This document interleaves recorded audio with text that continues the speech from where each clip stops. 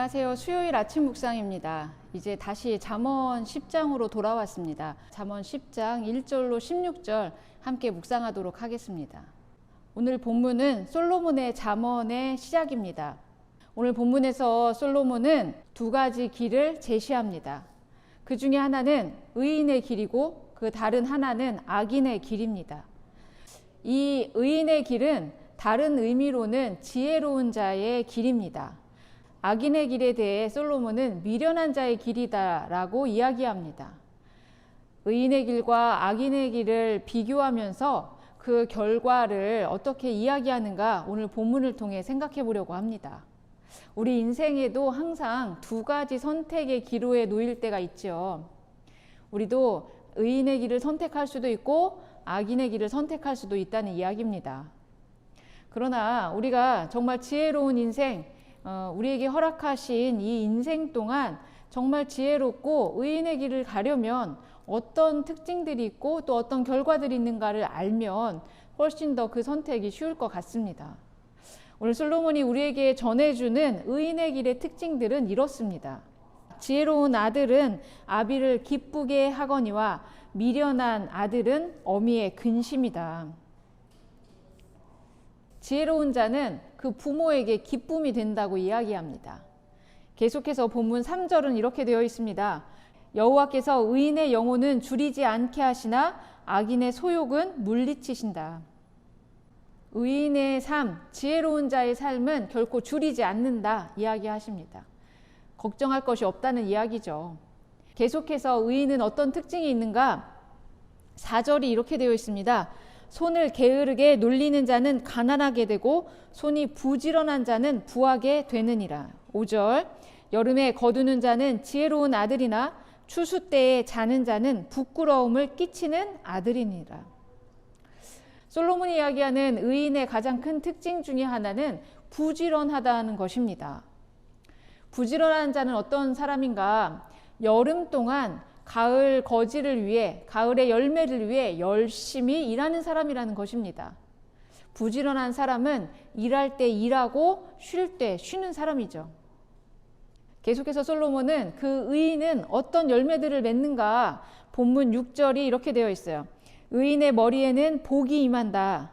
7절에 보면 그 의인은 어떤 결과들을 얻게 되는가? 의인을 기념할 때에는 칭찬하거니와 라고 이야기합니다. 의인은 칭찬을 듣고 그 머리에는 항상 복이 임한다는 것입니다. 앞절부터 볼 때 이 복은 결국은 다른 걱정이 없는 삶을 이야기하는 거겠죠. 네, 앞절에서부터 볼 때 이 복은 줄이지 않는 복, 넉넉한 삶을 이야기합니다. 근데 그 넉넉한 삶이 단지 물질적인 것뿐만 아니라 영혼도 줄이지 않는다. 영적인 영역에서도 충만한 삶을 의미합니다.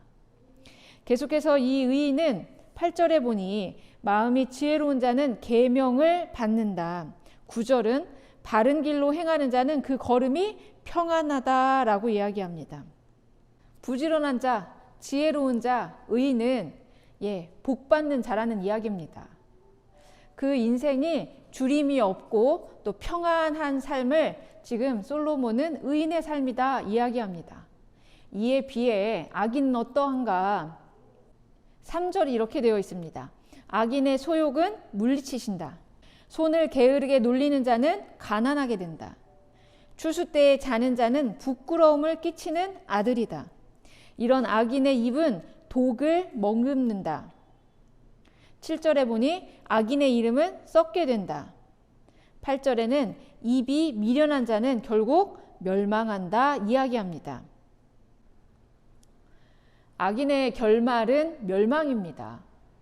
이 게으름은 단지 몸에 대한, 육체에 대한 게으름뿐만 이야기하는 것이 아닙니다. 진짜 게으름은 그 생각에서부터 게으른 사람을 의미하죠. 그래서 생각이 게으른 사람, 몸도 게으르다 이야기하는 것입니다. 왜 생각이 게으른가? 이 사람은 추수 때가 되었는데도 추수할 생각을 하지 않습니다. 이 사람은 추수 때가 되었는데 되려 무엇을 하는가? 5절에 보니 추수 때에 자는 자는 부끄러움을 끼치는 아들이다 이야기합니다. 때가 되었는데도 분별할 수 없습니다. 기회가 찾아왔는데도 그것이 기회인 줄 모르는 생각의 게으름, 또 이것은 육체의 게으름으로 연결되는 게으름입니다. 이 사람은 때를 분별하지 못합니다.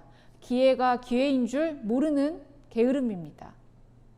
그러다 보니 추수 때가 되어도 열심을 내지 못합니다. 잠만 잡니다. 지금 때가 어떤 때인지 모른다는 이야기입니다. 이런 악인의 결말은 멸망입니다.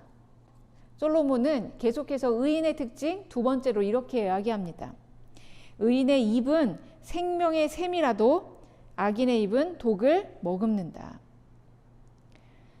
그 의인의 입에서는 생명의 말이 나온다고 이야기합니다. 의인의 두 번째 큰 특징은 살리는 말을 할 수 있는 사람입니다. 생명 살리는 말, 사람을 격려하고 세우는 말을 하는 사람이 바로 의인이라고 이야기하는 것입니다. 현대 사회에서 우리는 언어폭력이라는 말을 많이 합니다. 언어폭력은 어떤 의미가 있습니까? 자신이 가지고 있는 지위나 권력을 가지고 다른 사람들을 말로 힘들게 하고 누르는 그런 성향들을 이야기합니다.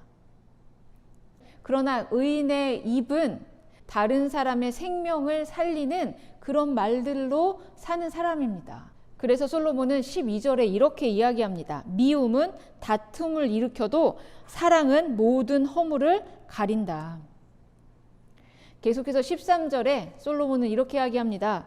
명철한 자의 입술에는 지혜가 있어도 지혜 없는 자의 등을 위하여는 채찍뿐이다. 14절은 이렇게 이야기합니다. 지혜로운 자는 지식을 간직하거니와 미련한 자의 입은 멸망에 가깝다. 오늘 솔로몬의 잠언의 앞부분에는 부지런한 자가 의인이다 이야기합니다. 후반절에는 그의 입에 생명 살리는 말, 격려의 말들이 있는 사람이 의인이라고 이야기합니다. 예수님은 나보다 남을 낮게 여기라고 도전하십니다. 그 사람을 살리는 말로 살리고 기다려주는 것을 의미합니다.